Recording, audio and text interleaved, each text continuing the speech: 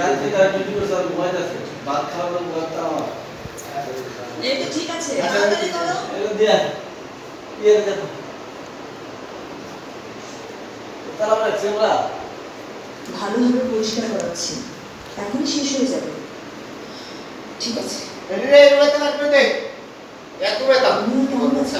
বুঝতে পারছে প্রফেশনাল কিছু বুঝতে পারছে দেখতে একটা ওরা লাশ শুয়ে পড়ে আছে, বেচারি আমার কারণে প্রাণ হারাতে বসেছি। মিঠা নে আর হ্যাঁ, ওই পুলিশটাকে চিকিৎসালয়ে দেখলাম, ওর চেহারায় শুধু আঘাতের চিহ্ন,